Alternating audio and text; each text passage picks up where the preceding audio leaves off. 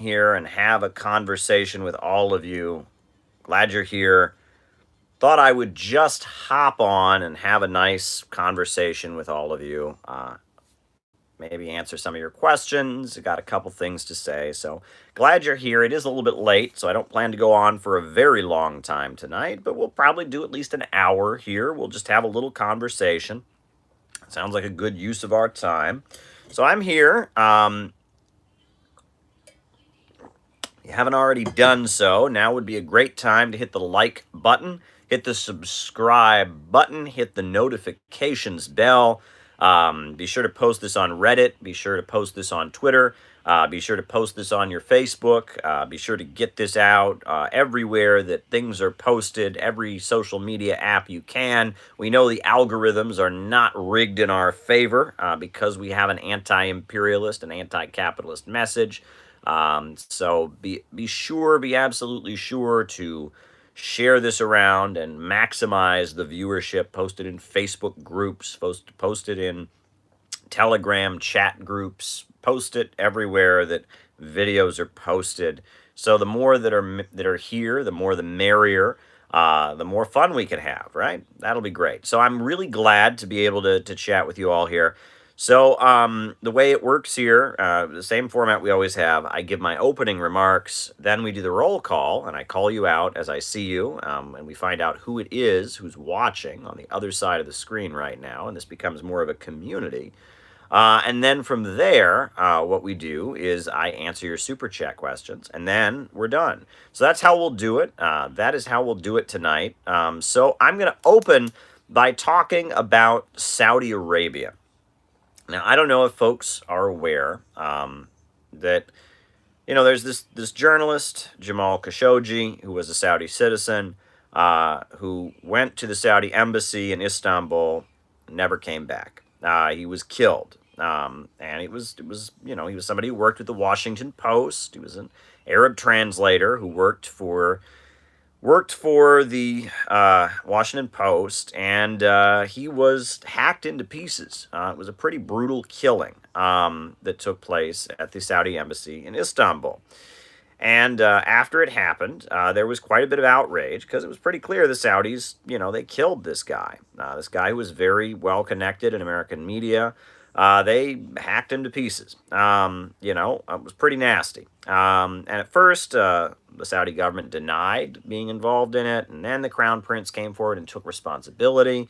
And now, at this point, we have a statement from the Office of the Director of National Intelligence that was released by the Biden administration that seems to confirm that as far as the American intelligence community is concerned, it is highly unlikely that the King of Saudi Arabia, or the Crown Prince of Saudi Arabia, the Crown Prince of Saudi Arabia did not personally approve of the plan to either kill or capture Jamal Khashoggi. And in response to that, we've got 76 people from Saudi Arabia that are now banned from entering the United States. And on top of that, we have 17 entities in Saudi Arabia that are now subject to U.S. sanctions. That's the situation. Because an American, he wasn't an American, he was a Saudi citizen, but somebody who was well connected with the Washington Post, the newspaper of Jeff Bezos, the liberal newspaper of Washington, D.C., because their Arab translator was hacked to pieces by Saudi officials, and because the Crown Prince of Saudi Arabia appears to have approved that, there is now some sanctions imposed on some Saudi entities, and there are 76 individuals that are not welcome in the United States. What's going on here? I'll tell you, the first thing that's going on here is this is theater. Okay? The Kingdom of Saudi Arabia is so well embedded in the United States and so well tied in with the United States to think that the United States is just sticking it to Saudi Arabia, they're not tolerating this, is absolutely ridiculous. Okay? Saudi Arabia has the fourth largest military budget of any country in the world. And they exclusively purchase U.S. weapons. Furthermore, Saudi Arabia is a huge, huge oil exporter, one of the biggest oil exporters in the world, and its primary purchasers are the big four super majors in the United States: BP, Chevron, Shell Oil, and ExxonMobil. Saudi Arabia is an oil seller and a weapons purchaser. It is a huge, huge part of the U.S. global capitalist order. And right now, Saudi Arabia is mercilessly killing the people of Yemen. It is bombing and destroying Yemen. Bombs are falling on the people of Yemen because they're trying to assert their economic independence. And the United States is supplying weapons to Saudi Arabia. The United States is helping Saudi Arabia. There are military advisors who are helping facilitate all of this. Saudi Arabia is bombing and killing people in Yemen, and the USA is helping it happen. And now, yes, Saudi Arabia did kill somebody, an Arab translator who was with a major American newspaper. Because of that, there is some action being taken. Trump didn't want to take any action against them. Remember, Trump said, yeah, they probably killed the guy, but the Saudis, they buy lots of weapons from us. We make lots of money from them, and he basically let him off the hook. Now Biden has some accountability, but this is all just smoke and mirrors. What's going on here is that this is very much the U.S. government trying to distance itself from what the Saudis are doing. The Saudis, the Kingdom of Saudi Arabia, the House of Saud, very much functions as a hitman for American imperialism. They arm the terrorists that are in Syria trying to tear down the Syrian Arab Republic, the groups from which ISIS emerged, Al-Qaeda-linked groups trying to bring down the Syrian government. Many of them are armed by Saudi Arabia. Saudi Arabia spreads the Wahhabi ideology all over the world, the terrorist ideology, the Al-Qaeda ideology. Spreads it all over the world. It spreads it in India with the Deobandi schools. It was a Saudi named Osama bin Laden who worked with the CIA and American intelligence to, fight in Afghanistan against the People's Democratic Party and the Mujahideen army that was set up by the CIA. That's where Al-Qaeda comes out of. That's where Osama bin Laden got his start as a terrorist figure, was fighting against the Soviet Union. The Chechen separatists that are trying to break Chechnya away from Russia, the Russian Federation. Those forces are tied to Saudi Arabia. The Kosovo Liberation Army that waged war in former Yugoslavia and tortured people and murdered people, they were tied to Saudi Arabia. And the Saudis, with their Wahhabi ideology, are very useful to the imperialists. And that's why it took us decades after 9/11 to finally get our hands on the 9/11 Commission reports, the 28 pages. Do folks remember the 28 pages? The 28 pages from the 9/11 Commission that showed how much the Kingdom of Saudi Arabia was tied to the 9/11 attacks. These were government documents. This isn't tinfoil hat. This isn't 9/11 truth stuff from the internet. This is a U.S. government document that was made public in 2016.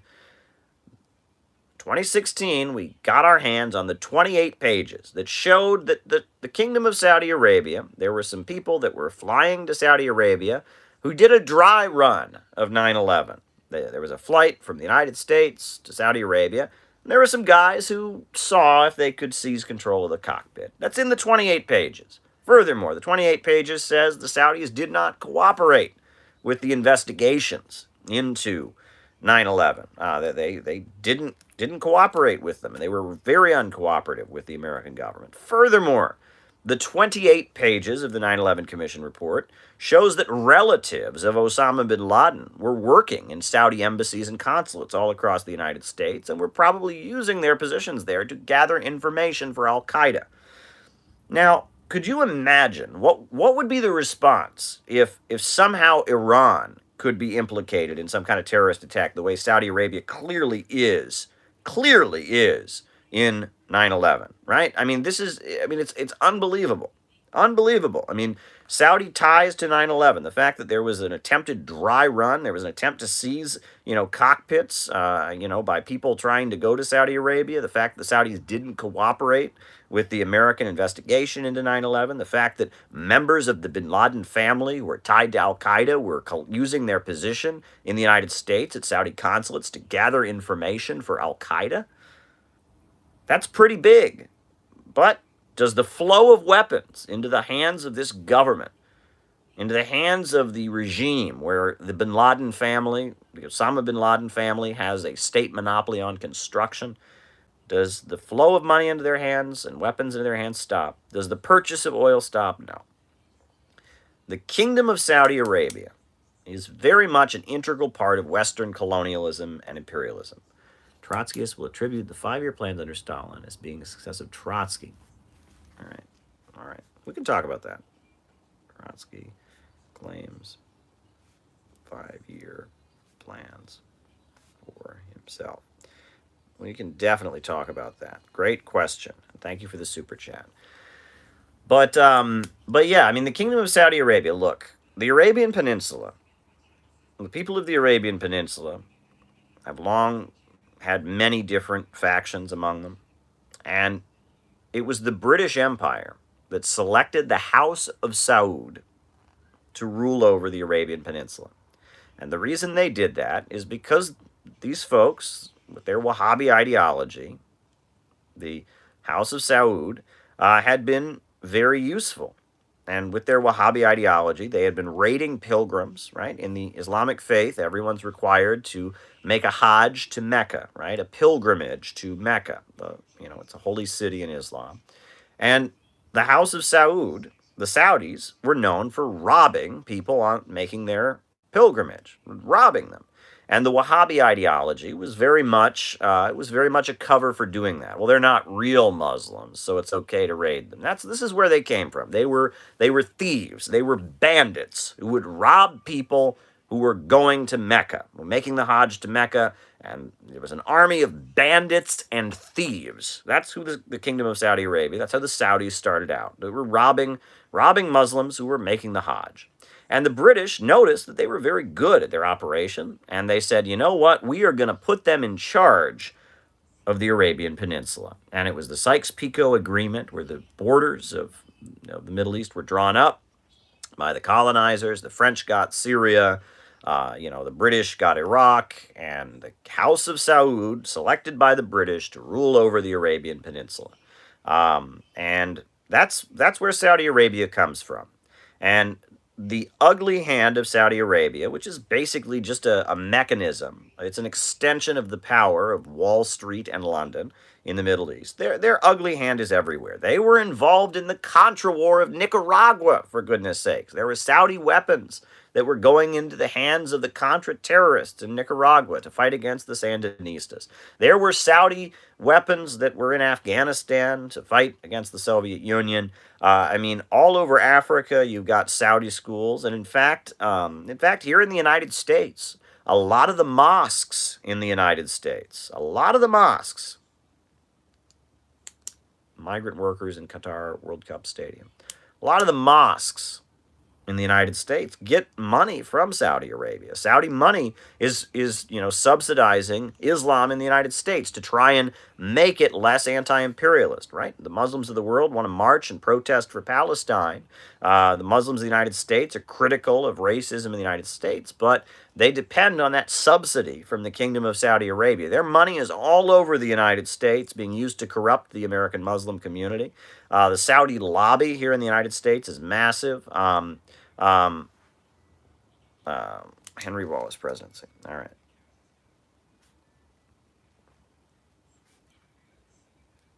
All right.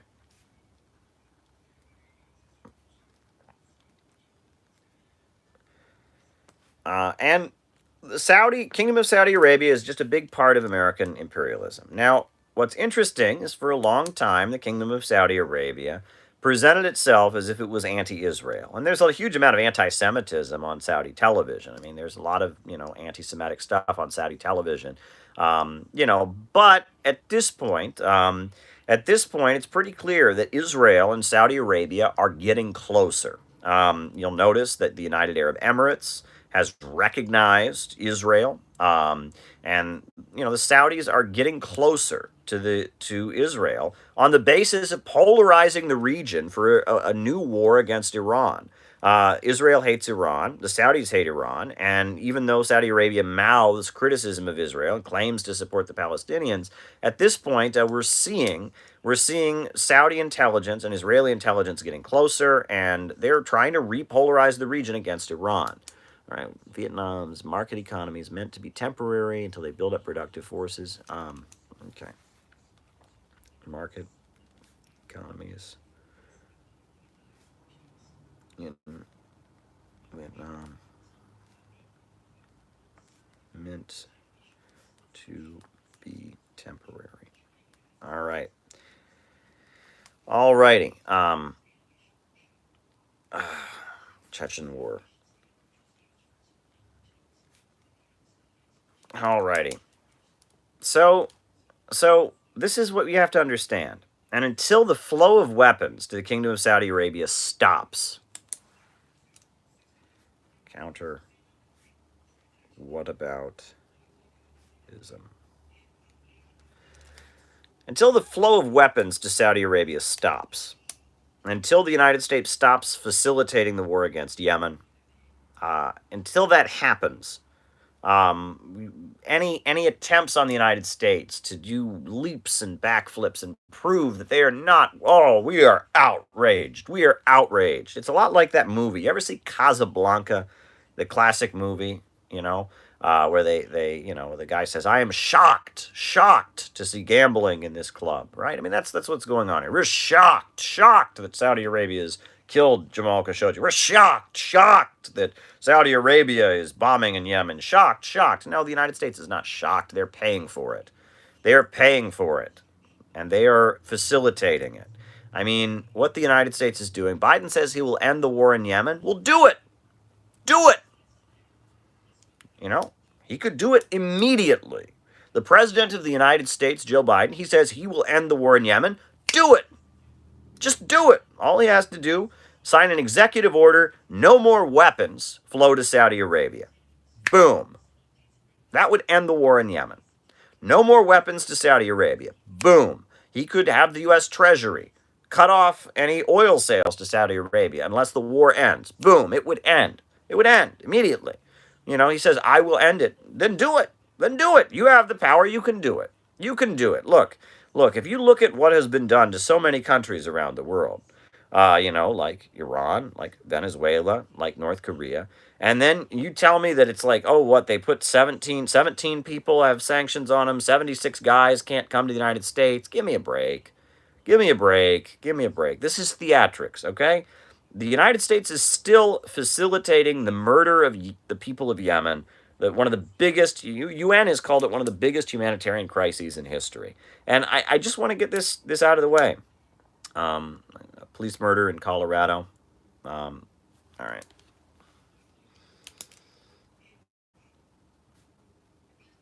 Murder in Colorado. Activist charged. So there you go. Another thought I just wanted to mention. Joe Biden took these strikes against, forces in Syria, which I was very outraged about last night, and we discussed it. Meanwhile, here in the United States, we still have all these difficulties, and it clearly shows the government of the United States has got priorities elsewhere.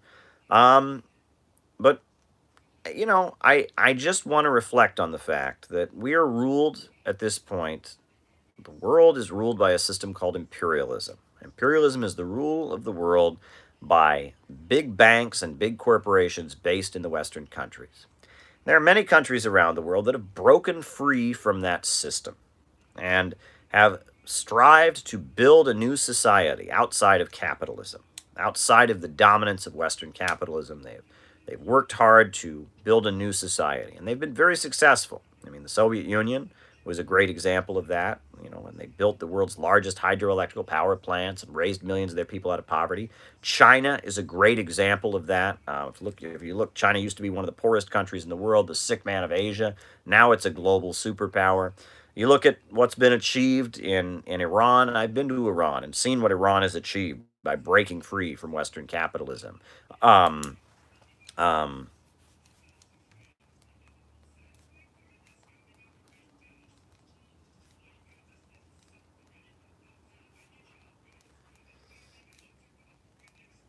and I mean, so many countries around the world have had great achievements by breaking out of the Western system. And that is never told to us. We are told in the United States that somehow the American capitalist system is raising people out of poverty. Somehow the American capitalist system is helping people around the world, which it's not. It's doing the opposite. It's in fact it's impoverishing this country, let alone the rest of the world. Endings watching the Brookings Institution today, operation against Yemen, while maintaining the U.S. has ongoing responsibility to sort out civil matters. They say the U.S. is for ending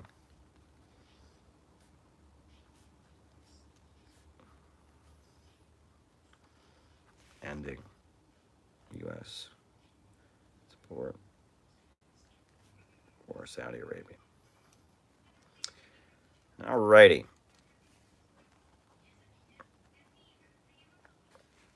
So I just wanted to mention that this is what we're up against. This is what we're up against, and those of us who are struggling for justice, we have our work cut out for us, right? We're up against a global system of monopoly capitalism. We are aligned with the countries around the world that have broken out of that system and had great achievements. We are up against the lies of Western media, but we're doing a great job.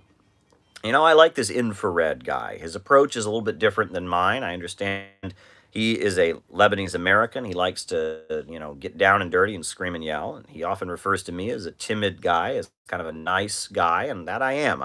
I'm not down and dirty. I do like to debate here and there, but I try not to be timid. I try not to be down and dirty, but I like this infrared guy. I'm looking forward to it. It looks like we'll be collaborating pretty soon. So folks should check out the infrared guy. I like him. I like him a lot. And I look forward to having a chat with him. And there are some other folks. There's some other folks out there I'd like to engage with. Look, we're doing our best we are swimming against the current. We are struggling against imperialism. And we are trying to spread the truth in a world of lies. I'm struggling to build the Center for Political Innovation. There you go.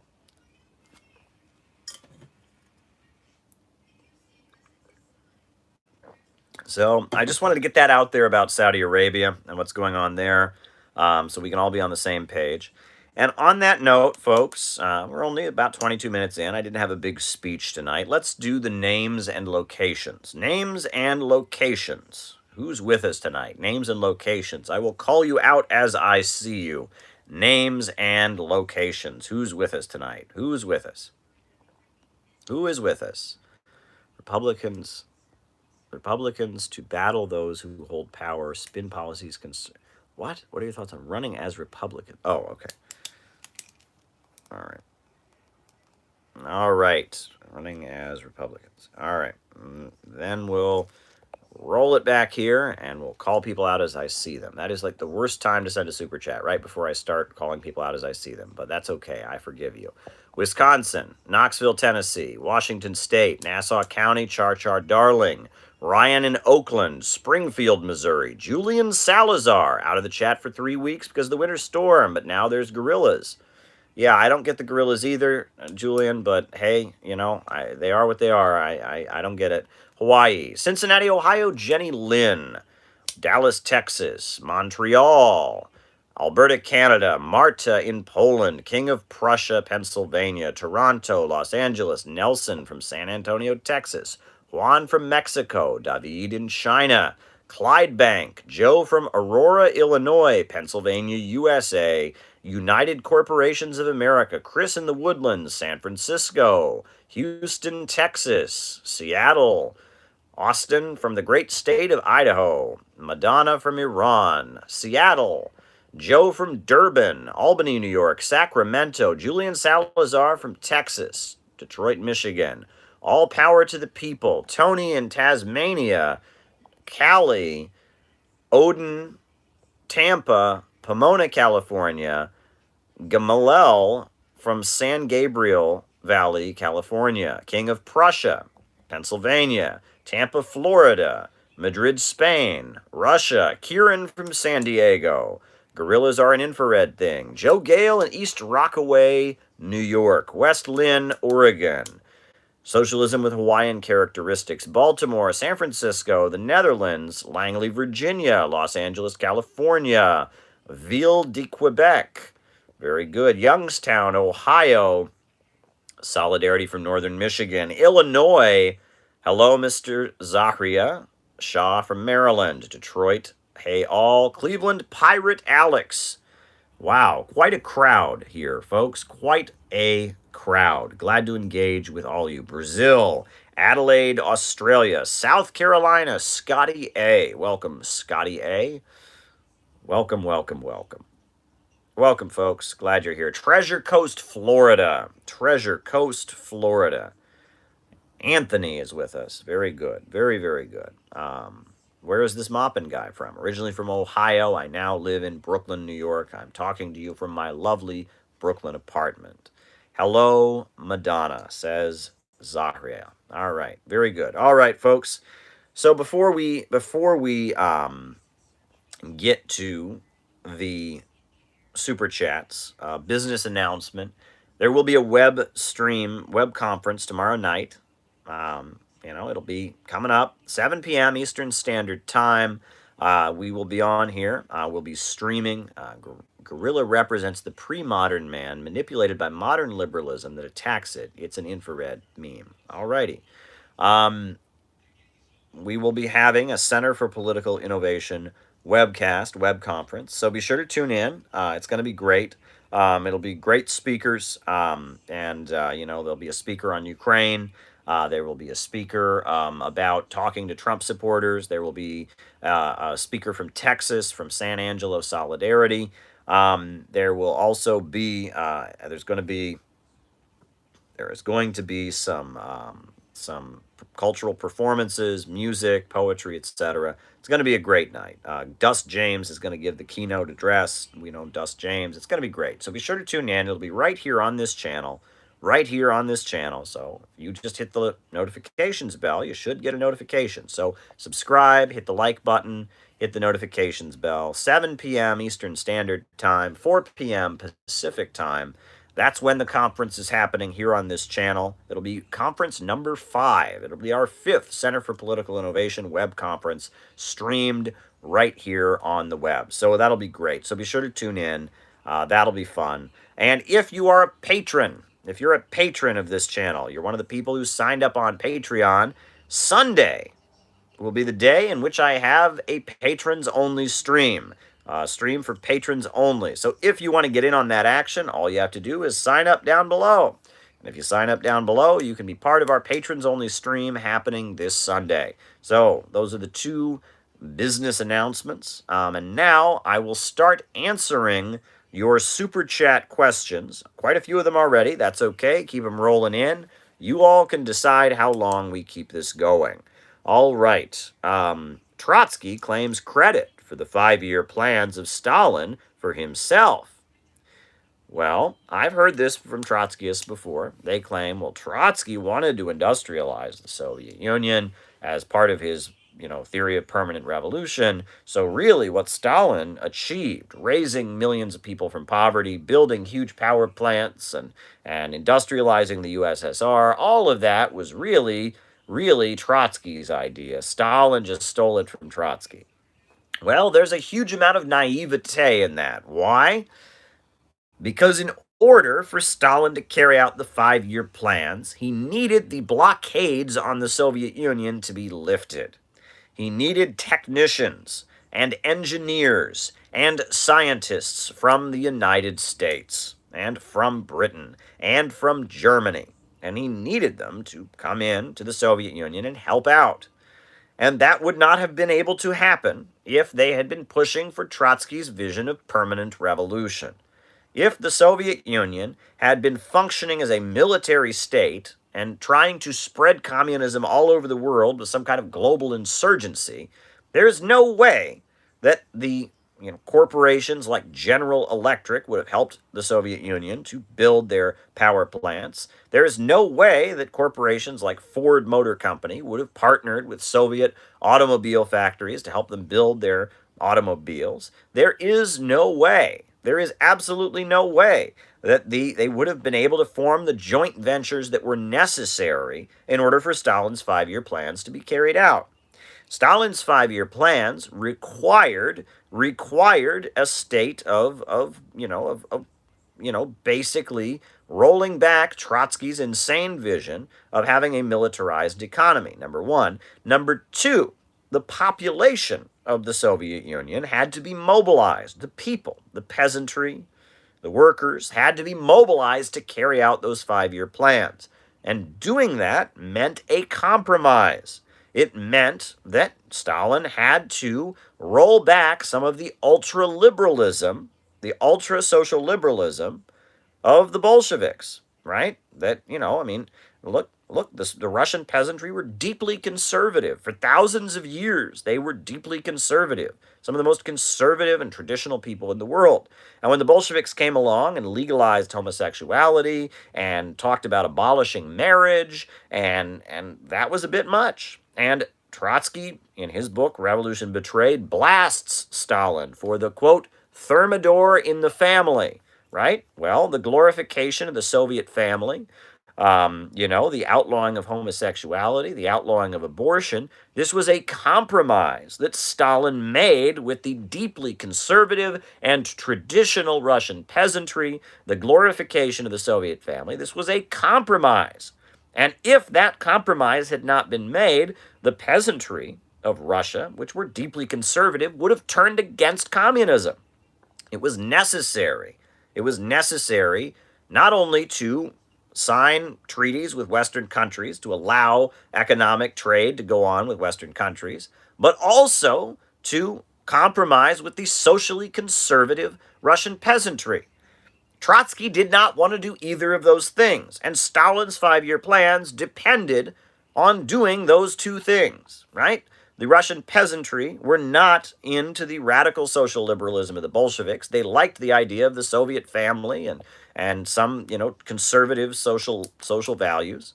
Furthermore, the Western countries that had the engineers and the scientists and the technicians the Soviet Union needed to industrialize, they were not going to trade with a country that looked like it was spreading armed violence. Who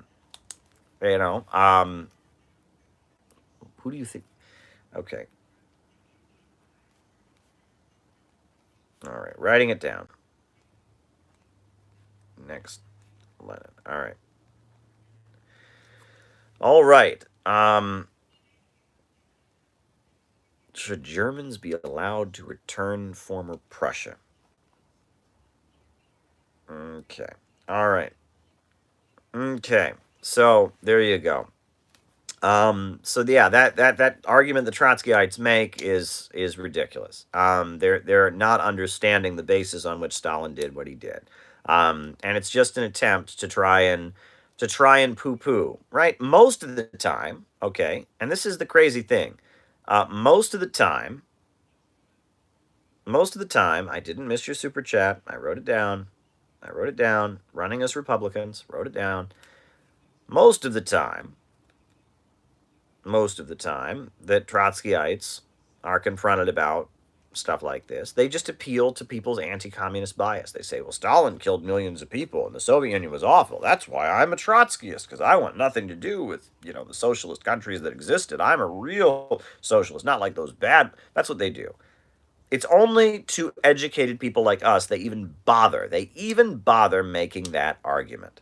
It's only to, and it's when we point out, actually, the Soviet Union did have huge economic achievements. That's when suddenly suddenly they start playing these games. Well, it's only because of Trotsky. Oh, okay. So what's this other this super chat I missed? I'll write it down. What is it? What's the super chat that I missed? I missed a super chat. What is it? What's the super chat that I missed? I'll write it down. If you super chat me, I will give you an answer. So somebody repeat this super chat that I missed, so I can answer it. Has anyone seen? No, that's not the super chat. Char Darling. What was the super chat from P Ha that I missed that people want me to that I missed? All right, I don't think I can roll back all the way to the roll call, so I need someone to just repeat this super chat that I missed. I'll write it down, and then we can all be happy. We can all be happy. And what is the super chat? Someone cut and paste it so I can see it in the chat and I can write it down. Um, Anybody? All right. Anybody? If anyone's got that super chat, I'll write it down. The super chat from that was written down by this guy, this person on the other end. I'm waiting for someone to put it in the chat so that I can know what it is that people. George W. Bush's terrorism czar, Richard A. Clarke, said some CIA members under George Tenet covered up 2 hijackers living in the U.S. before. Okay, all right. Terrorism czar, Bush, hijackers. Okay, very good. Very, very, very good. All righty. Next question. Someone asked me, in some kind of bizarro alternate universe where Henry Wallace becomes president, how would the world be different? See, I don't like to play these kind of games, hypothetically speaking, because, for Henry Wallace to have won the 1948 election, there's so many things that would have to have been different. 1948 in the United States, we were in an anti-communist frenzy. The country had a booming economy coming out of the Second World War. And the Communist Party was being persecuted. The ruling class of the United States had these new things called television. Television was available, and television was whipping Americans up into an anti-communist hysteria. Plus, the economy was booming, so the economic populist message of the communists wasn't really appealing. It looked like capitalism was working great because suddenly so many people who'd been starving during the Great Depression suddenly had houses and cars and TV sets, and the suburbs were booming, and the U.S. economy was doing very, very well. And Henry Wallace was, he was a Roosevelt Democrat who was sympathetic to communists. He was not a communist himself, but he was sympathetic to the Soviet Union and to anti-war positions. And he broke with the Democratic Party, and he ran against Harry Truman in the 1948 election on an amazing platform. It was a great campaign. But in order for that campaign to have won, so many things would have to be different, right? I mean, there's no way under the circumstances of 1948 that Henry Wallace could have won. His campaign was to make a statement. It was to repudiate. It was to repudiate the Democratic Party's endorsement of McCarthyism. And it was to stand against racism. It was to stand for labor unions. And it was largely to stand for peace. It was a great campaign. But for Henry Wallace to have won in 1948, so many different factors would have to be changed. You are talking about a bizarro alternate universe, right? I mean, the world would have to have been so different. The USA couldn't have had a booming economy. There wouldn't have had to been an anti-communist frenzy on the television.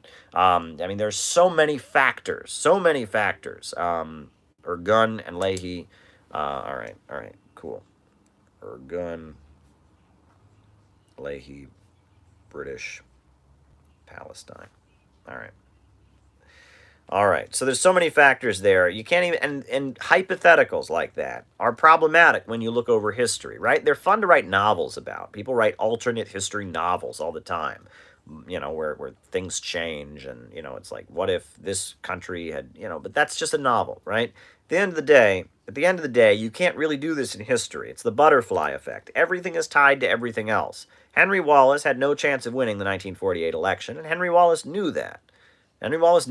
Okay? And everything is tied to everything else. You can't just say, well, what if there'd been some freak accident? No, that's not how these things work. So I mean, if Henry Wallace had won, that would have been an amazing thing, right? Henry Wallace was anti-war. He was anti-racist. He wanted to work with the Soviet Union. He supported labor unions. He was a progressive in every way in that campaign, but he couldn't have won. So, I mean, if he had won, I mean, he would have won with a country that was largely against him. If some freak accident had happened and he won, he would have had an uphill, he would have had a very difficult presidency because he would have had a military that was against him. He would have had a U.S. public that didn't agree with him. So there you go. All right. Cool. Okay.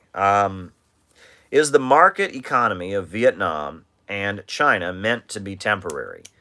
Well, there's a couple ways to answer that. Okay? First of all policies, all economic policies in socialist countries are temporary, right? The Soviet Union, right? First, they had war communism, and everything was under the control of the military. Then they had the new economic policy, which was a market reform, where they had private markets and only kept the major commanding heights of the economy nationalized. They encouraged private business. Then they had Stalin's 5-year plans, which was a mobilization of the public to build huge state-run industries, 91% government ownership. Then under Khrushchev, there was the Virgin Land campaign and some privatizations. Then you had Brezhnev trying to move more to state-run economy, and then you had Gorbachev who came in and started implementing perestroika and glasnost, and then you had the fall of the Soviet Union. None of the Soviet Union's economic policies were permanent. China, similar story, right? The Chinese Communist Party took power, right? They took power. It was new democracy, and in the 1950s, the first decade the Chinese Communist Party was in power, there were millionaires and billionaires in China, and there was free market capitalism in a lot of China, with the government spending a lot of money on infrastructure and power plants, with redistribution in the countryside. But it was largely a market economy in the 50s. Then, in the 1960s, after the Soviet Union pulled out its aid, you had the Great Leap Forward. You had Mao pushing China to become more of a centrally planned economy. There was the Great Leap Forward, which was a disaster. And then after that, you had the Cultural Revolution, and you had an attempt to move toward a more state-run economy during the Cultural Revolution.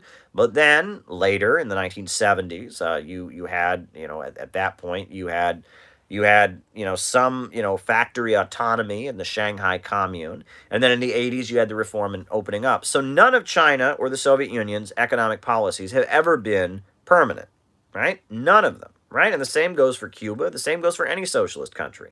Socialist countries are always adjusting and adapting their economic policies. There is never a magical formula for what socialism looks like. And this is my critique of some of the people who really admire, some of the people who are really, really into Stalin. That's one of their problems, is that they have it in their mind that, the 5-year plans, the 1930s in the USSR was the ideal, pure way to build communism. No, there is no ideal, pure way to build communism, right? That obviously had great successes at that time, but there's no ideal, pure way to. The socialist government should always be adjusting its policies. So, is Vietnam's current socialist market economy, is the way it is set up now permanent? No. Is China's way it's set up now permanent? No. There's constantly an adjustment. The problem is not the market that has existed before capitalism. The problem is fake markets like labor. Okay, I don't know what you mean there. Could President Franklin Roosevelt's Second Bill of Rights, proposed during the Union Address, save capitalism? All right. Second Bill of Rights. Save capitalism. All right. And so none of these policies are permanent. And the point is that socialist governments are always adjusting their economic policies in order to create a greater level of abundance, in order to more effectively build socialism. And when a policy doesn't work, they should be able to adjust it. And the strength of the Chinese Communist Party is that they have been able to adjust their policies and zig and zag very effectively. The Soviet Union got kind of embedded in their ways. When perestroika and glasnost were implemented in the 80s, the result was tearing apart the Soviet Union. The Soviet Union fell. Well, when Deng Xiaoping greatly reversed a lot of China's economic policies with his reform and opening up, it actually strengthened China. right? And that now Xi Jinping is moving in a much more socialist direction and cracking down on corruption, etc. And again, it's strengthening China. What are the ways Marxists can set examples for others in life? All right, set examples in life.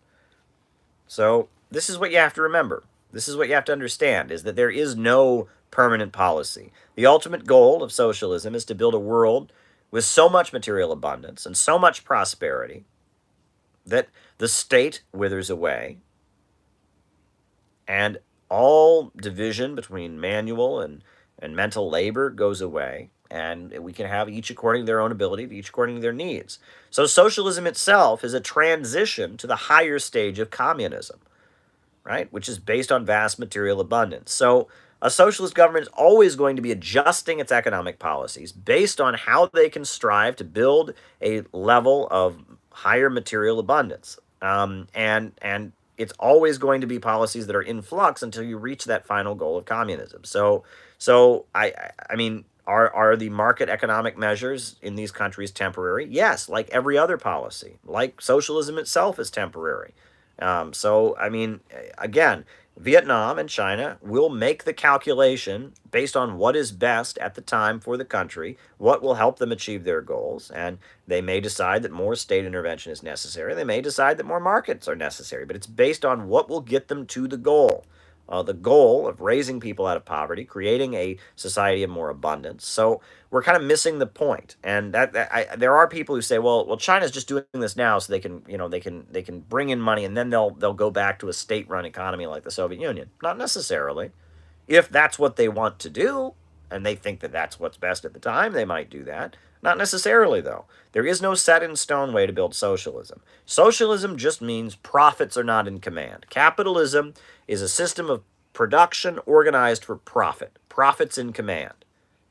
That's capitalism. Capitalism is production for profit, profits in command.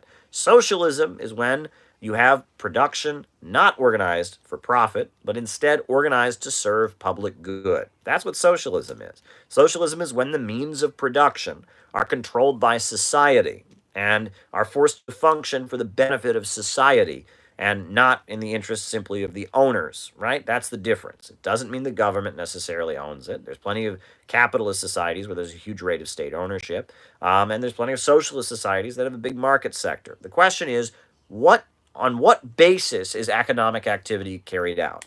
If the economy functions to make profits for capitalists, that's capitalism. If the state controls the means of production on behalf of society overall, and the economy is forced to work in the interest of public good, that's socialism, right? And socialism takes many different forms and will take many more forms. And socialism will be constantly evolving and adapting. All right, next question. All right, the Chechen War. Well, look, look, it's blatantly obvious. Saudi Arabia and many extremist forces were trying to whip up, I mean, this was, even at the time, from what I understand, at the time the Soviet Union was falling, right? When you had the Afghan war and Osama bin Laden operating in Afghanistan, there was a plan on the part of the United States to expand Wahhabi terrorism throughout the entire southern USSR, right? A Wahhabi terrorism, extremist groups preaching the Wahhabi, version of Islam.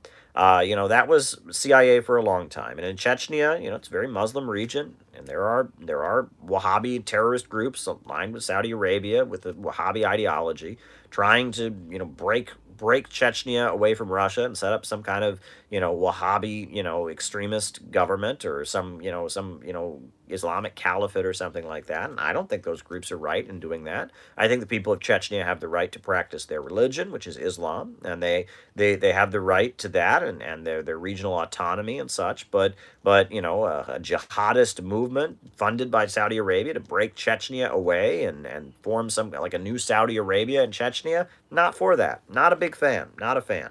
All righty. How do you counter whataboutism? Well, look. Okay, first of all, I don't know if folks remember, when I debated Destiny, he accused me of whataboutism, and I said, well, that's not my argument, right? He was running this line on me. This is interesting, the whataboutism, right? So here's what happens, right? they say to you, well, communism's failed everywhere it's ever been tried, it's never accomplished anything. You say, actually, no, it hasn't. It's actually raised millions of people out of poverty. It's done all these amazing things. And then they say, yeah, but that doesn't count because there was a famine.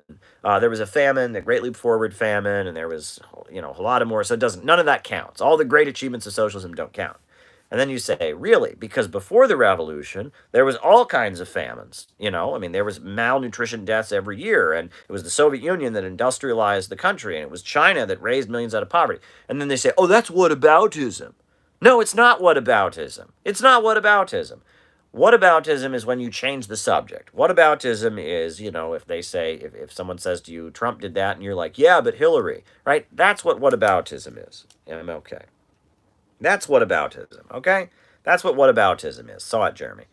Okay? And if you point out that the Soviet Union had huge achievements, and they say, well, none of that counts because there were some famines, and then you say, before they had socialism, there were loads of famines, that's not whataboutism, right? You're pointing out that the thing that they are trying to discredit the Soviet Union's achievements for is fallacious because it happens way more under their system, right? It's not whataboutism, and this is classic, right? When Vosh was sitting there, when I was debating Vosh, for example, right? I was explaining, all these people that he said tankies are just like Nazis.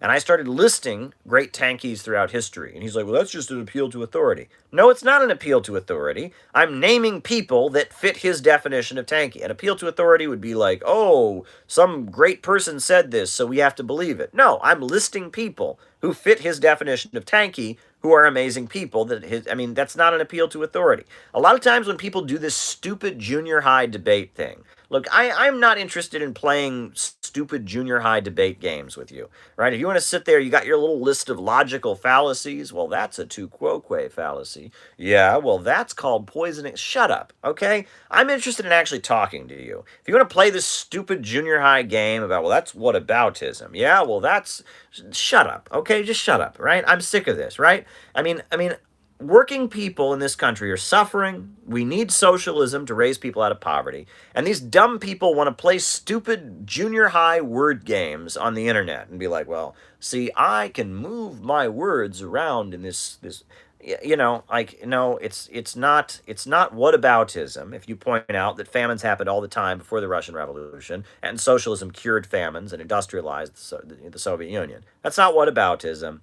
If you list people, if your opponent says that tankies are all Nazis, and then you start saying W.B. Du Bois was a tanky, the Black Panthers were tankies, Helen Keller was a tanky, if you start doing that, and they go, well, that's an appeal to authority, it's not an appeal to authority. You're not saying tankyism is right because these people were. You're saying that your definition is flawed because of these people that it applies to. And I swear, these people don't even know what the terms they're using are. They don't even know what the logical fallacies that they're citing mean. They don't know what appeal to authority means. Vosh doesn't know what appeal to authority means. Destiny doesn't know what whataboutism is, right?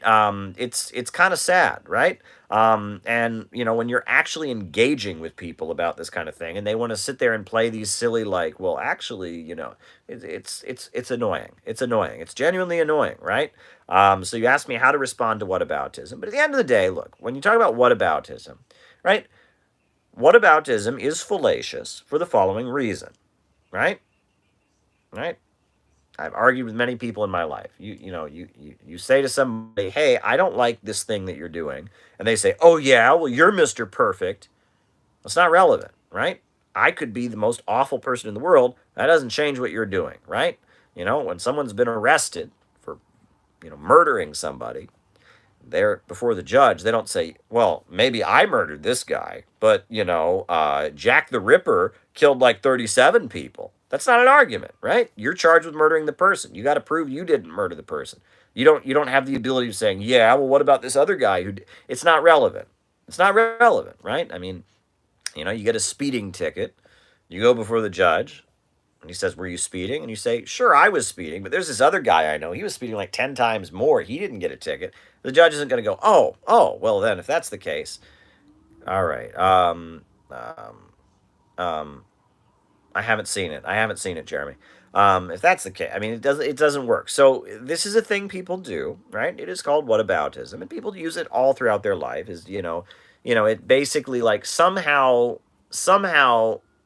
your action not being as bad as someone else's action, you know, makes you not responsible for your action or something. It's a rhetorical trick that people use, and I don't use it. But people who don't know what that means, or people who play silly games, whatever. All right, countering whataboutism. All righty. Someone posted about the police murder in Colorado, and how the activists have been charged. My position from the beginning has been that the charges against the activists in Colorado should be dropped immediately, right? They should free those activists. It is not a crime to lead a demonstration. And I have been raising the alarm, drop the charges against the activists in Colorado. I've been raising that. And the attitude in the socialist movement needs to be, if they come for one of us, they come for all of us, right? We don't play that game, right? If the government arrests a Trotskyite, I don't care that he's a Trotskyite. I want those charges dropped. If the government arrests a Maoist, I don't care that he's a Maoist. I want those charges dropped. If the government arrests an anarchist, I don't care. I don't care if he's an anarchist. I want those charges dropped, right? And when we start celebrating repression of people in rival political camps, that's a nightmare. Solidarity. An injury to one is an injury to all. They mess with one of us, they mess with all of us. Look, folks, look, I'll be real with you. I'll be real with you. At the time that these individuals in Colorado were charged, a number of people sent me some screenshots from one of those individuals who said a lot of awful things about me. You know what? I don't care. I don't care. He wasn't arrested for what he said about me. He was arrested for being a communist activist and engaging in his right to peaceably assemble and engage in peaceful protests. So he can write whatever he wants about me. He can say that I'm an awful person. I don't care. I want the charges against him dropped, and that's my position. And I encourage people to sign the petitions. I encourage people to want those charges dropped. No one should be arrested for participating in a demonstration, and the government shouldn't be able to come after communists, right? I don't care. I don't care, right? And that's my attitude, right? I don't care. You can have said awful things about me, but if the government comes after you, for being a communist and for engaging in peaceful activism, if the government comes after you, I'm on your side. I am not going to support the state in repressing socialists or leftists or communists, and that's my position, right? I don't like Vosh, right? But if the government went after Vosh, if the government went after Vosh, not for like owning child porn or something, but if they went after him for what he's doing, if they went after him for his activism, I would be the first one out there with a free Vosh sign. I would. As shocking as that is. If they were to go after Vosh for being a leftist on the internet, even though I despise Vosh, I would be the first one out there with a free Vosh sign. And that's the attitude we in the socialist movement need to have. Now, if Vosh, gets in trouble for something unrelated to activism, for just being an idiot, that's on him. But if they come after him for being a revolutionary, if it's a political persecution, I don't support any political persecution of any leftist ever, okay? And that's it. And that's got to be the attitude, right? And that's the attitude we need to have in our movement. This childish internet culture has got people forgetting that, right? You're supposed to celebrate the repression of some political group you don't like. Get over it. This is like my 5th time watching, and I freaking love it. So have $5. Well, thank you, Jeremy. That's very kind of you.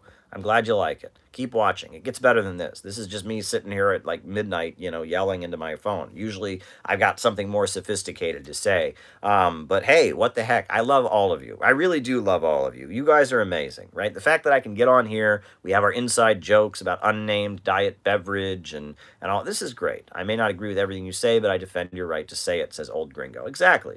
And that's got to be our attitude. That's got to be our attitude in the socialist movement. An injury to one is an injury to all.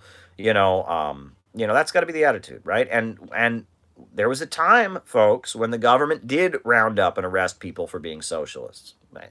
Not just one time, right? The people talk about McCarthyism in the 1950s, but before that, many states around the country had criminal syndicalism laws or criminal communism laws, right? In many states in this country, if you said you were a communist, they could round you up and arrest you and put you in jail for preaching revolution, right? We got to make sure that that never goes on, right? The Wobblies, the IWW, were famous for their free speech fights. And we no, they shouldn't be able to engage in that kind of thing. And if they start coming after our movement, we got to stand arm in arm and make sure they don't keep doing it. And that's why I want these PSL activists. I think they're in the PSL, aren't they, in Colorado? I want them freed immediately. I want them freed immediately. I want all the charges against them dropped. They led a peaceful demonstration, which they have the right to do. Last time I checked, the right to have a peaceful demonstration is in the U.S. Constitution, so these charges against them need to be dropped. Period. End of discussion. I don't care what they said about me. Don't care what party they're in. I don't care, don't care, don't care, don't care. An injury to one is an injury to all. End of discussion. All right, next question. All righty. How do I become a speaker on the next CPI live stream? Well, I don't know. What would you be speaking about? That's an odd question you're sending me. If you want to send a proposal, or if you want to get on the Zoom call of the CPI and make a proposal, this is like, that's a weird way to do it. Like, what am I supposed to do? I'm supposed to look at this and say, well, yeah, you'll be the keynote next time. Sorry, I didn't realize. I have no idea who you are, person that sent this super chat. Look, if you want to get involved in CPI, you want to propose making a presentation, I would love that. But it's a weird thing to super chat me in the middle of a thing like this. I'm open to having different speakers and different presentations, but it's just weird that you're sending me a super chat for it's just a weird super chat to send, good sir. Good sir. All right. They say the U.S. is for ending. This is the Brookings Institute. All right.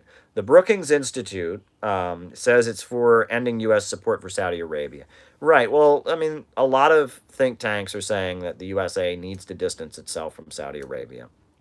Many people are looking at Saudi Arabia and saying it's a tinderbox, right? It could break apart. There could be a collapse. The Kingdom of Saudi Arabia is increasingly unstable. There's turmoil within it. And people are looking at Saudi Arabia and saying, we don't know exactly what's going to come next. So, and look, Biden is trying to distance himself from Saudi Arabia right now. That's what he's doing. He's trying his very hardest to distance himself from it. So someone asked about running as Republicans. Well, look, I don't care. The thing is, the United States, we're a two-party state in the way that other countries are one-party states, meaning we have two parties, right? And that's it, right? And other parties are not treated as legitimate. They're ignored and all of that. And within the two parties, there's a huge spectrum of disagreement. And if somebody was running on a good platform, anti-racist, anti-imperialist, wanting to build socialism as a Republican, I would consider voting for them. I probably would. If someone was running on a platform of, a good platform and they were a Democrat, I would consider voting for them, and I probably would. I think some leftists have this real thing, break with the Democrats, I don't like the Democratic Party. It's run by hacks and phonies. But the problem is, the way our system is set up, sometimes you have people like, Cynthia McKinney, who was a Democrat for a long time, an anti-imperialist, went to meet with Gaddafi, and I've met Cynthia McKinney before. She's amazing anti-imperialist. She was a Democrat. I would vote for Cynthia McKinney. In fact, I did in 2008 when she was running for president on the Green Party ticket. My first presidential vote, I voted for Cynthia McKinney. Now, she was a Green Party candidate then, but she'd been a Democrat in Congress for many years, right? I don't think that Cynthia McKinney becomes evil because she has Democrat next to her name. She's Cynthia McKinney. Okay, I don't endorse the Democratic Party. Don't endorse the Republican Party. Think we need a socialist party. But at the end of the day, I don't think we should play this game of like, if someone's in part of the two major parties, that makes them toxic and evil. Often it does, but not necessarily. And look, if people are able to run for office in the Republican platform and run on a socialist platform and get elected, great. If people are able to run for office as Democrats, people are able to run for office on a third party, I don't care. And I don't participate in U.S. elections. I don't campaign for anybody. I stay out of the U.S. electoral process because I'm a journalist. But I'm just telling you that I would be open to any strategy to win people to socialism and anti-imperialism. Any possible strategy. Never build an unnecessary barrier between the working class and socialism. Never. That's what Lenin makes clear in his book, Left-Wing Communism and Infantile Disorder. You never put up an unnecessary barrier between the revolutionary movement and the working class, right? So if that means you got to run as a Republican, you do it. If that means you got to run as a Democrat, you do it. That means you got to join a non-communist labor union, you do it, okay? Right? You never put any unnecessary barrier between yourself and the working class. So all options in terms of getting to the masses, in terms of communicating with the masses, should be considered and judged on the basis of how effective they are, whether or not they'll achieve their goal, whether they, I mean, you figure it out. All right. All right. Who will be the next Lenin?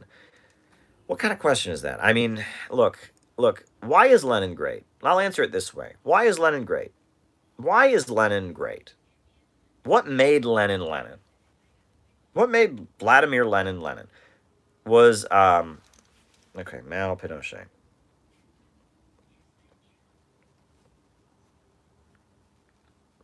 Why was Lenin great? Was Lenin an amazing speaker? Not really, actually. He wasn't a very good orator. Wasn't a very good speaker. Was Lenin an amazing writer? Not really, actually. I mean, I think he was a pretty good writer, but, you know, a lot of his books are kind of hard to get through, and at the time, he wasn't considered to be an amazing writer. Why was Lenin amazing? What made Lenin great? Lenin had the ability of bringing together the revolutionary movement of Russia and making it effective. Right? He brought together, he formed a party of new type. He developed a new theory about how to build a political party. And he approached many of the greatest revolutionaries and organizers in Russia, and he got them in the same organization, and he got them to coordinate their activities in an effective manner so that they could make a revolution. That's what made Lenin great. And he had the understanding of the world and Marxism in order to pull that off. And he negotiated with people and he compromised. And there were many times that Lenin was overruled by the rest. He formed a central committee. 1903, he had the very famous meeting that took place in London. And at this meeting, he pitched his idea of building a party of a new type. And the majority of the people in the room joined with him, and the minority went against him. And the majority that in the room in London that went with him, they were called the Bolsheviks, which means majority group. And those who didn't agree with him, they were called the Mensheviks, or the minority group. And that's what happened. And Lenin's brilliance was his ability to get all those people in that room to join a more effective organization where they would combine their efforts in a disciplined manner and function together. And many times, those people that Lenin worked so hard to get into the same group disagreed with each other, vehemently disagreed with each other, and disagreed with Lenin. The Bolsheviks were not a cult around Lenin. It wasn't like Lenin, came down on a cloud and espoused the true line and all the people were just moved by his greatness. No. Lenin was effective because he was an organizer, because he was able to build an effective political machine, an effective revolutionary organization. And that revolutionary organization was able to take power. That's the brilliance of Lenin. So is there some individual out there who is doing something like what Lenin did? We shall see, and we'll know, and we will know them by their fruits. You don't know what a Lenin is by the speeches that they give. You don't know what a Lenin is you know about them because Lenin was great because he built a very, very effective organization. And that organization ultimately took power. That's the greatness of Lenin. And that's what a lot of people don't get. And that's kind of obscured because after Lenin's death, it was necessary in the Soviet Union for Stalin to build kind of, people talk about the cult of Lenin. We put him in the mausoleum and put the picture up everywhere and stuff. That was necessary, right? That was necessary as they're building a new state. However, the greatness of Lenin was different than that. Now, there's an important book that was written by the father of Russian Marxism, the guy who brought Marxism to Russia, Plekhanov. And he wrote a book called The Role of the Individual in History. And it talks about how there are great individuals in history, but what makes them great is that they give expression to the broad masses of people and the broad masses of people when they're in motion.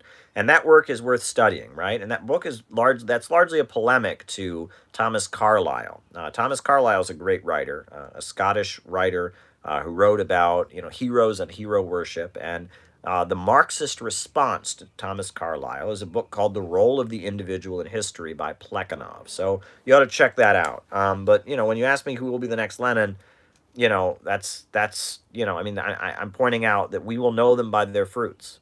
And like I said, Lenin went to all the great organizers and tried to get them. He even got Trotsky in the same group. Trotsky did not support his idea of forming a party of new type. Didn't support it. Trotsky wanted to form this thing called the August Bloc, where he'd get the Social Democrats and the revolutionaries in the same room, and it failed. And so then Trotsky, for years, had his own group, and then finally, in July of 1917, Lenin was able to convince Trotsky to join the Bolsheviks, right? So there you go.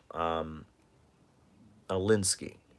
Someone criticized actors' affiliations, saying the Alinsky method. Okay, Alinsky. We'll talk about Saul Alinsky. That's fine. We can talk about that. All right, cool. All right. Someone asked about Prussia? I don't even understand the question. Prussia is one of the regions that eventually merged into the modern German nation state, like Bavaria, Prussia, whatever. So that's what Prussia is. And yeah, I mean, Prussia is associated with Prussian militarism and whatever, but it's just a region. I mean, it's a German region. Okay. All right. The terrorism czar of George W. Bush, and I talked about the hijackers. I'll have to look into that. I don't know exactly what that means. The Great Transformation by Karl Popper, by Karl Polanyi on markets. I haven't read that book for Amok. I haven't read it. All right. Someone asked about Irgun. Irgun was a Zionist organization, and it was associated with the it was associated in Israel with the, or in, pre-Israel in Palestine, before Israel was created. Among Jewish settlers, there were different armed groups that were fighting on behalf of the Jewish settlers in Palestine.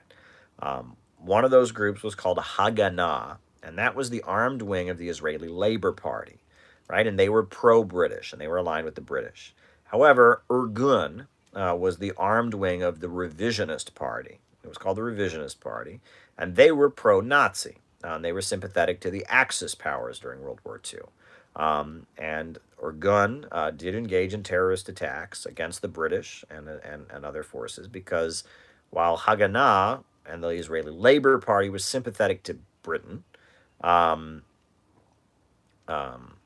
Effective Organizers Matter, Socialist Collectives That Organize Matter by Caleb's new book. Oh, thank you, Jeremy. Thank you. And I talk about this in the new book. There's a whole section on Lenin's Party of a New Type and what Bolshevism is, and it's all in there. But yeah, Irgun was the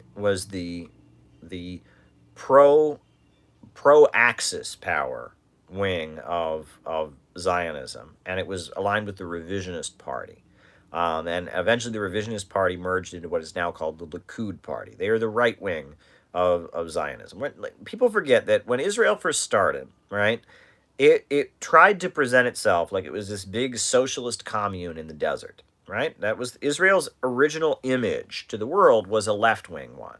And that's why the Soviet Union supported it, which was a big mistake. The Soviet Union should never have supported Israel. That's why the Communist Party supported it. Again, big mistake. They shouldn't have supported it. The U.S. Communist Party supported Israel.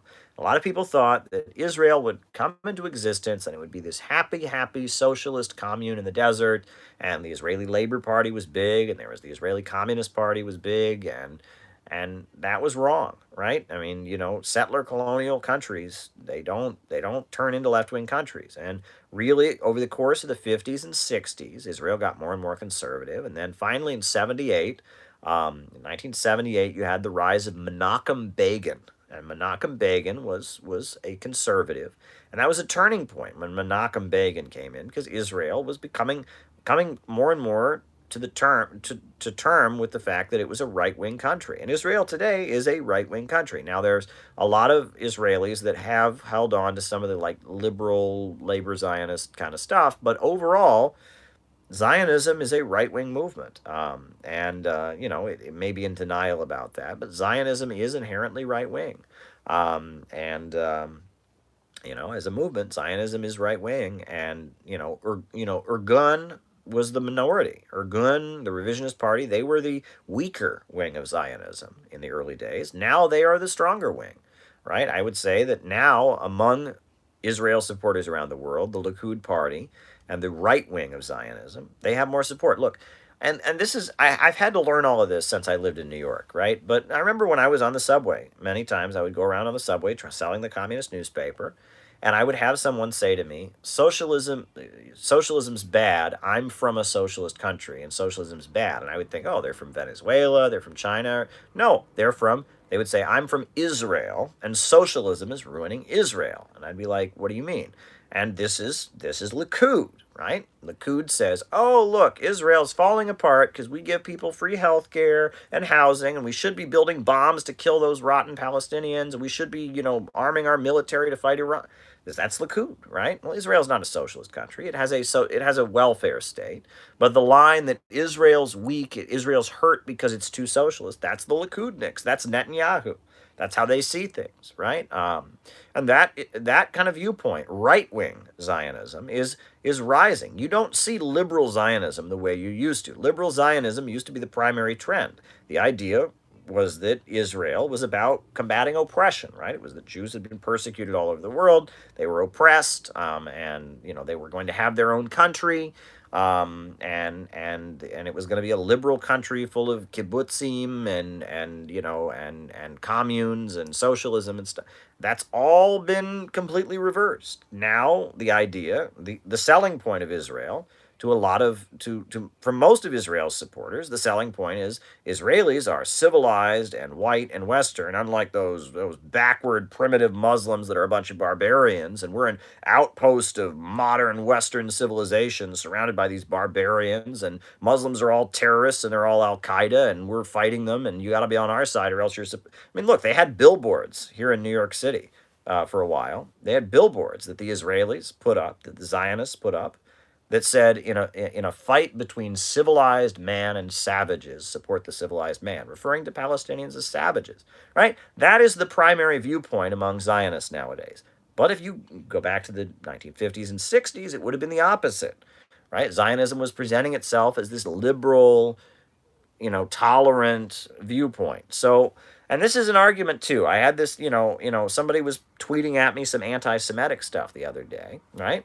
And I pointed out to them. That that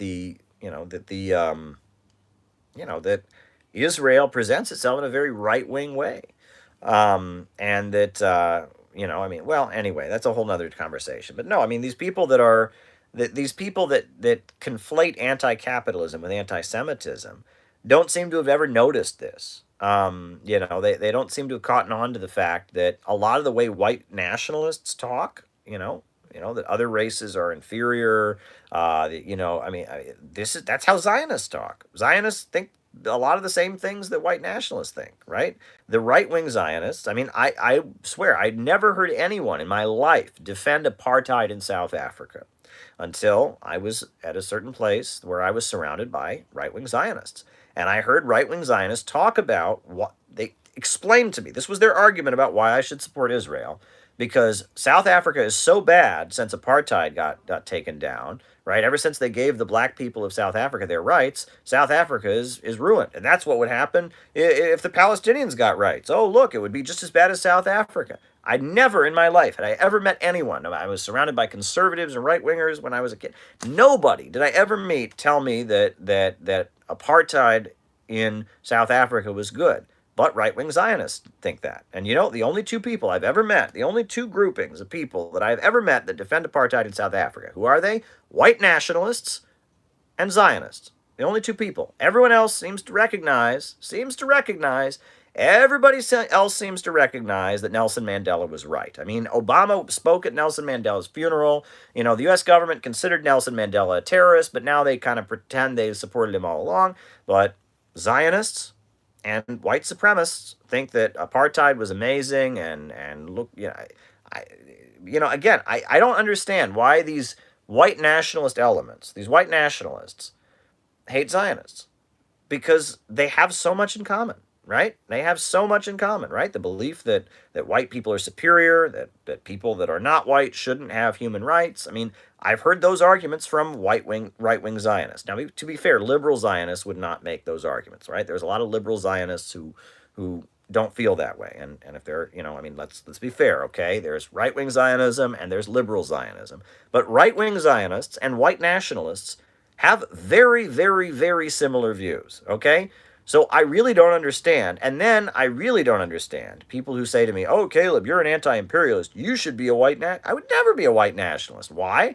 Because I mean, white nationalism is very close to right-wing Zionism in its perspective. I believe in the liberation of people. I believe in deconstructing any form of racial hierarchy.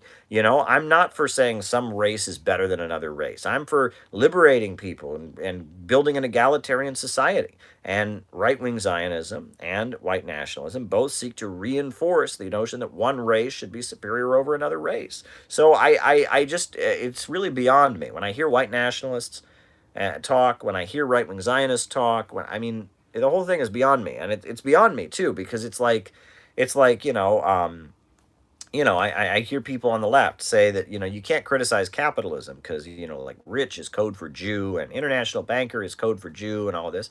And I'm thinking, like, that's weird because, like, right wing Zionism, which is the rising current in Israel, they love capitalism. I mean, they love Ayn Rand, they love free market stuff. Milton Friedman went to Israel and said that Israel was amazing and that capitalism was great for Israel. And I mean, it's like, I mean, right wing Zionists, they're not criticizing, the IMF and the World Bank, and they're not criticizing free market policies, right? I mean, so I mean, right wings, I don't get it. I really don't get it. I really don't get it, right? If I really, really don't get it. I really don't get it. And that again, like, it seems like the synthetic left, the fake left, and the white nationalists have the exact same language. Um, I mean, they both can't think about basic Marxism and class struggle, workers and bosses. They frame everything in racial terms, right? They make everything about race. Whatever. Anyway, okay, enough about that. I probably got myself in huge trouble there. Every time I talk about this kind of thing, somebody takes something I said out of context and whatever, whatever, whatever, okay? Whatever. I don't believe in hating anyone on the basis of their race. Anybody. Period, right? That's it. That's it, right? And that's it, right? And I don't get why is that such a strange position to take? Like, why does that confuse people? Right? I mean, what is it's just kind of basic decency, right? You don't this isn't about race, okay? I recognize racism is a real thing and that there should be efforts to combat racism. I support the Black Liberation Movement, but I'm not, like, I don't view everything in terms of race. I just don't, okay? I mean, I see colors. Colors certainly exist. I'm not going to sit here and do this liberal colorblind thing. I'm not going to do that. I support Black liberation. I have huge admiration for Minister Louis Farrakhan and the Black Panthers and the Black Nationalist Movement and the Black Freedom Movement, but I'm not, like, when I hear someone's, well, never mind. Okay, I hope my point was clear there. It's late. I'm tired. All right. Anyway, would the second Bill of Rights proposed by Roosevelt have saved capitalism? No, right? Creating a welfare state, creating a welfare state, right? It doesn't address the basic problem of capitalism. Capitalism has a built-in problem called overproduction. Overproduction, right? Which is that the capitalist is constantly trying to produce as much as he can to maximize profits. But in doing so, he's constantly trying to lower production costs, maximize his profits, so he pays the worker as little as he possibly can. The worker can never buy back the product he produces. This is the built-in problem of capitalism. Guaranteeing everyone a job, guaranteeing, health care, that still doesn't resolve the problem. So it would have been great if Roosevelt had been able to implement his economic Bill of Rights, but it still wouldn't have resolved the contradiction of having an economy based on profits, production for profit. So, if he had been able to enact a very extreme welfare state with his second Bill of Rights, that would have been a good thing, but it wouldn't have solved that. How can Marxists set examples in life that are good? What's interesting, in William Z. Foster, in his Pages from a Worker's Life, he has a section about being a Jimmy Higgins, China's relationship with the world. He talks about Jimmy Higgins as like a character in an Upton Sinclair novel. And he talks about how, a socialist, the ideal socialist is one who works very, very hard for what they believe, and is struggling very, very hard, is able to engage with people, and that, and there's another quote. I think it was the leader of the San Francisco Dock Workers Union, Harry Bridges. He said, if it's midnight and there's two guys running the mimeograph machine. That's what they used to do when there were no photocopies. To print leaflets, you had this mimeograph machine. If it's midnight at the union office and there's two guys running the mimeograph machine, one of them is a communist, right? And it's the idea that, if you work hard for what you believe, you're patient with people, you're able to engage with people. I've seen some communists that I look up to, who have lived a life based on their principles and set a very good example. So there you go. I hope that's an answer to your question. All right. What is my opinion of Dr. Martin Luther King Jr.? I think he was a great American. In the final years of his life, Dr. Martin Luther King Jr. was becoming a socialist. He began criticizing capitalism. He said that, the American government is the greatest threat, the greatest purveyor of violence on earth. His Beyond Vietnam speech is very good if you listen to it. He talks about how the Vietnamese people were being deprived of their sovereignty, and he was, he came out against the Vietnam War.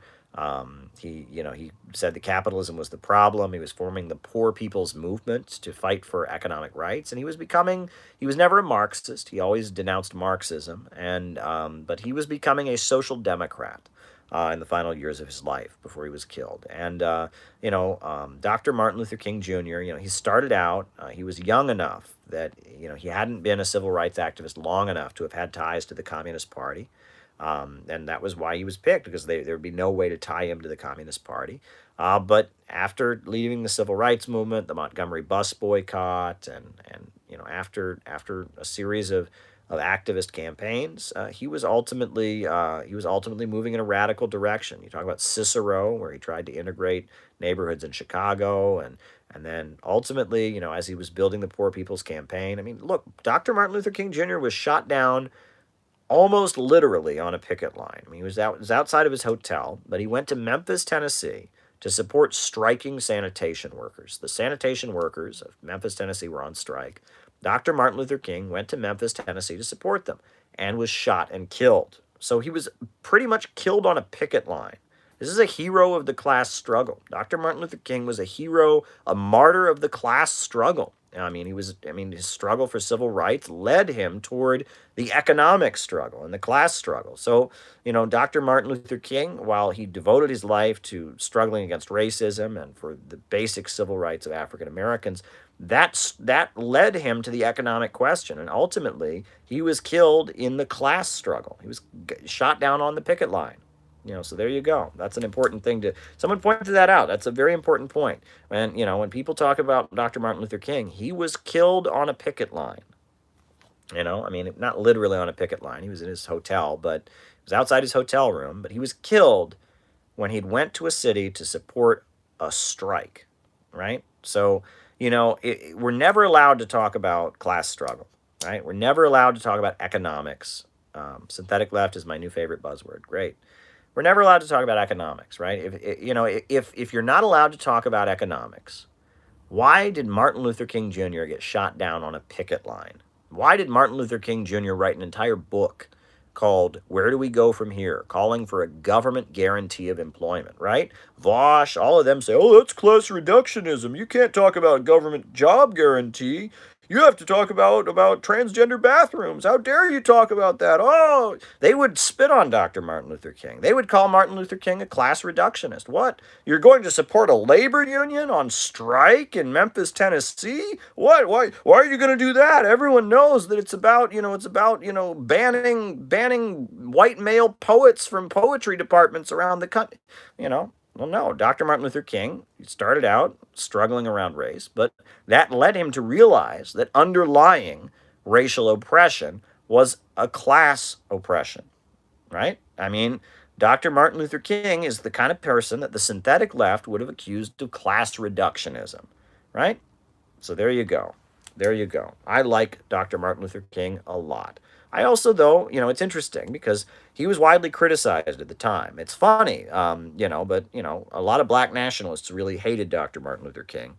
And it's funny, the reason that the Workers' World Party will never release all the issues of their newspaper is because before Dr. Martin Luther King was killed, the Workers' World newspaper in the 1960s printed articles by black nationalists bashing Dr. Martin Luther King in very extreme terms.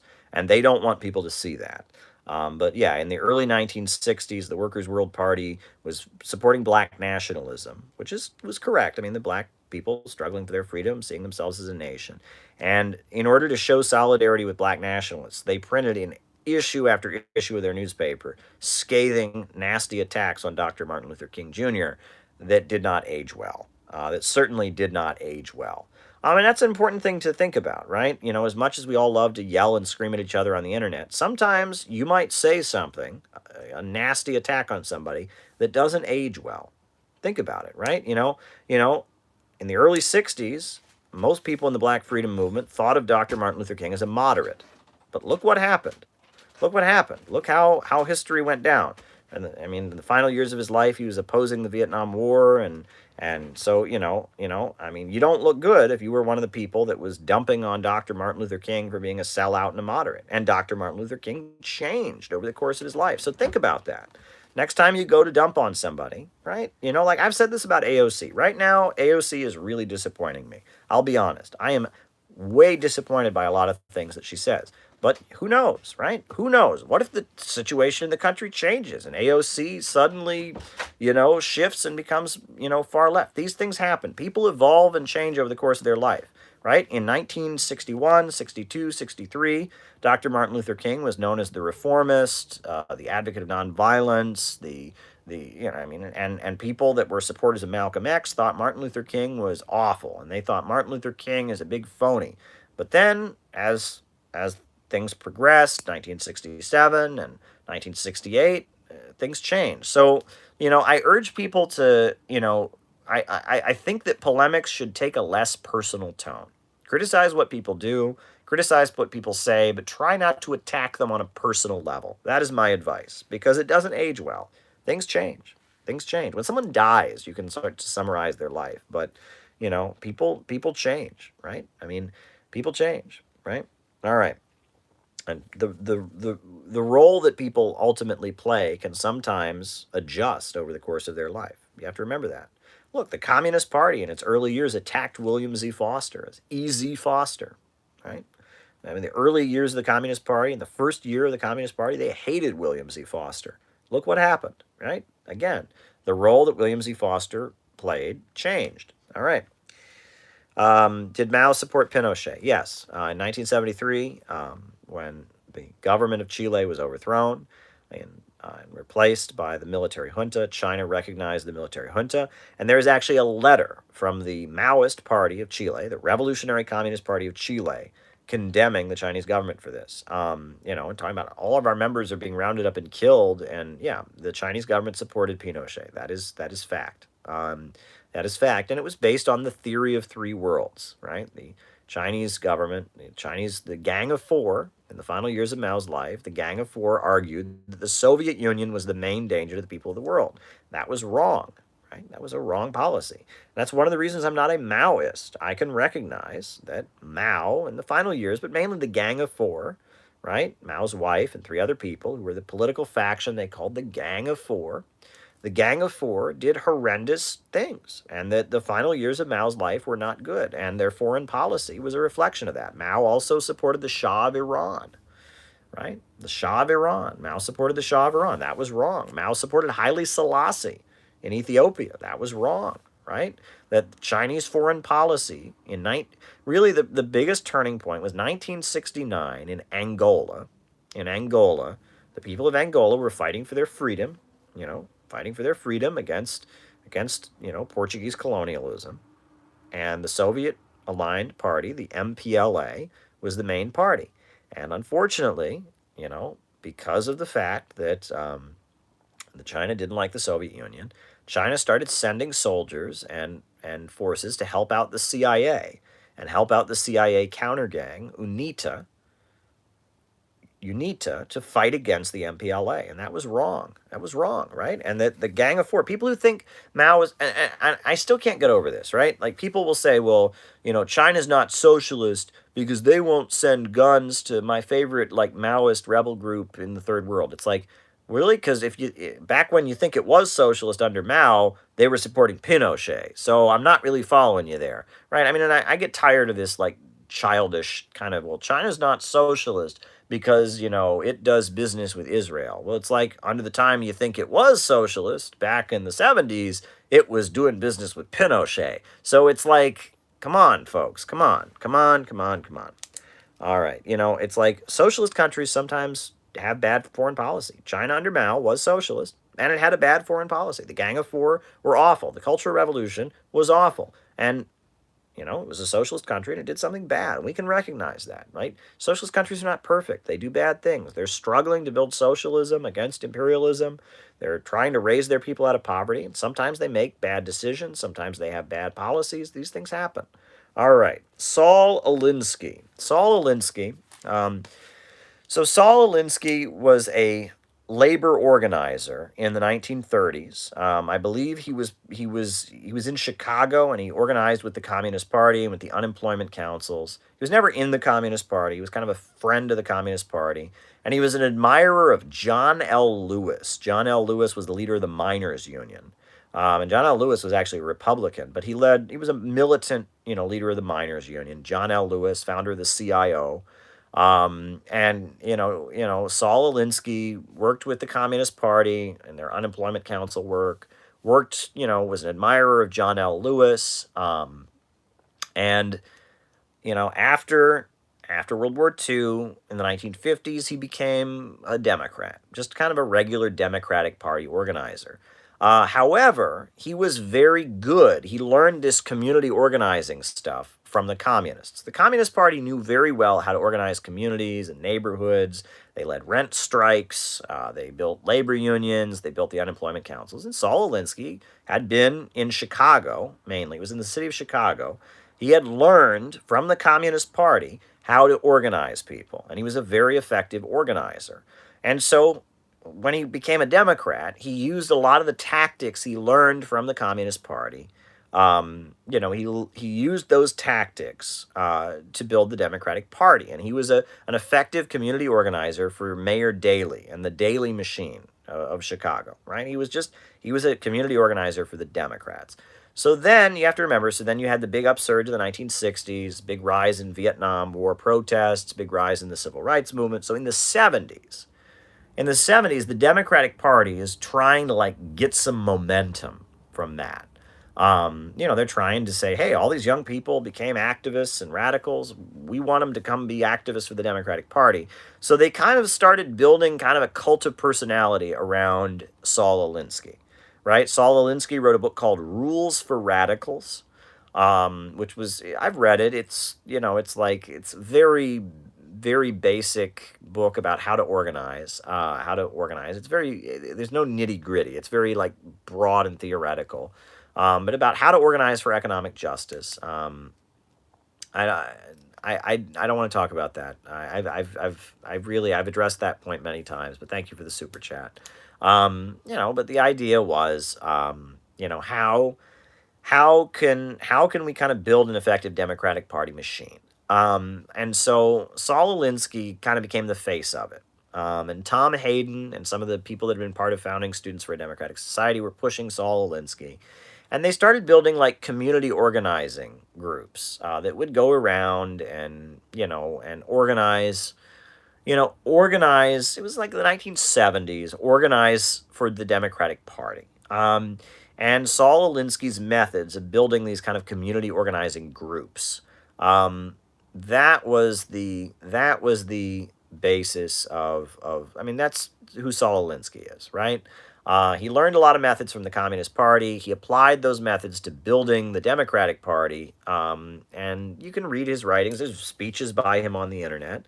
And he was just this organizer, right? Can the U.S. government buy a majority of the shares of a corporation and change it into a co-op?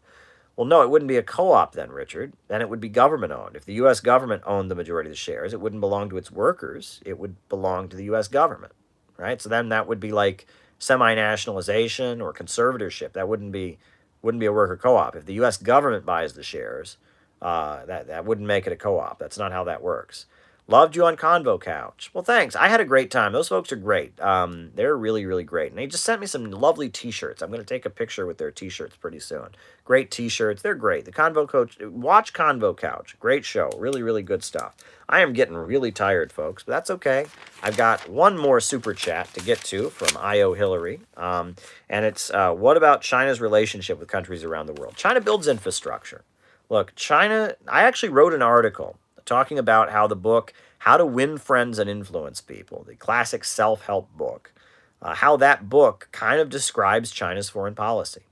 China, it finds out the good and it builds it up, and it doesn't confront countries over the bad. And China works hard to try and establish win-win relationships around the world. China's strategy in foreign policy is building a world that is connected by trade, where countries trade with each other and have an economic relationship with each other based on win-win cooperation. And as one country gets wealthier, another country gets wealthier. And as that works, then countries don't want to go to war with each other. Building peace through economic development, right? The way to stop terrorism, the way to stop narco trafficking and drug gangs, the way to do that is by raising people out of poverty. If you eliminate poverty, you eliminate these things. This is what Karl Marx was talking about in the Communist Manifesto.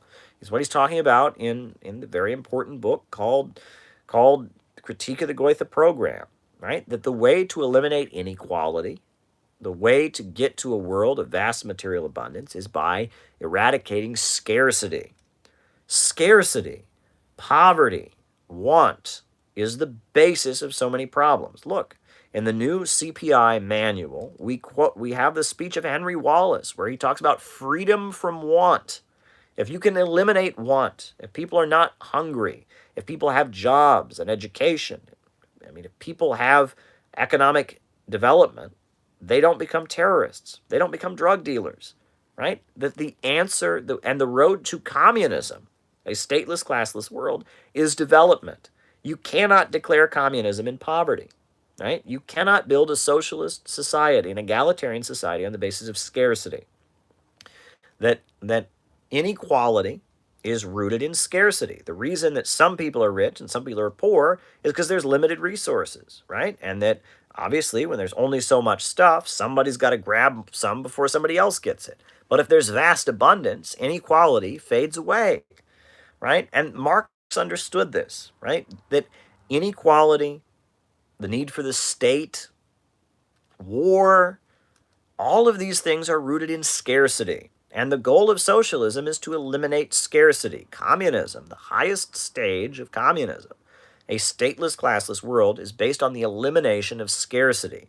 In the Critique of the Goethe Program, Karl Marx explains that, only when the springs of cooperative wealth flow abundantly can the division between mental and physical labor be completely broken down, the narrow horizon of bourgeois right be eliminated, from each according to his abilities to each according to his needs, that scarcity must be eliminated. Socialism requires vast material abundance.